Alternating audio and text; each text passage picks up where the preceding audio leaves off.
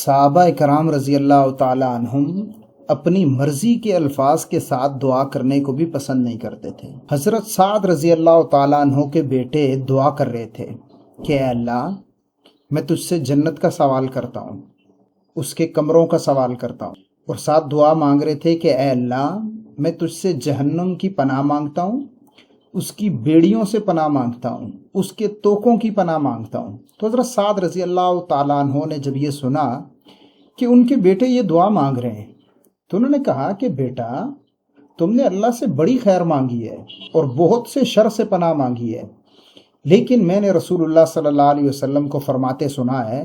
کہ ایک قوم آئے گی جو دعا میں حد سے تجاوز کرے گی، اس لیے پھر فرمایا کہ تمہارے لیے بس یہ کافی ہے کہ تم یہ دعا پڑھ لو جو آپ کے سامنے اسکرین پر لکھی ہوئی ہے۔ یہ دعا اتنی جامع ہے کہ اس میں سب کچھ شامل ہے، اور رسول اللہ صلی اللہ علیہ وسلم جامع دعاؤں کو ہی پسند کرتے تھے اور باقی چھوڑ دیتے تھے۔ اب یہ دعا دیکھیں، اس کا مطلب کیا ہے جو حضرت صاحب نے ہمیں بتائی، وہ ہے اللہم، اے اللہ،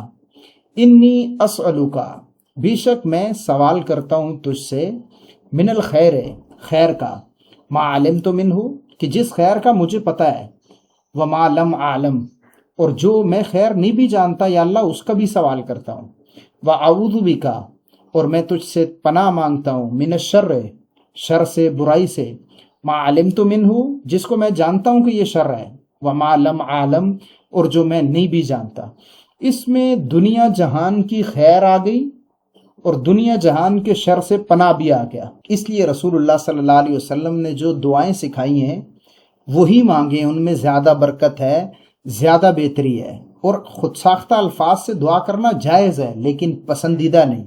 اس لیے مسنون دعاؤں کو ترجیح دیں، ان کی برکت آپ کو ضرور ملے گی۔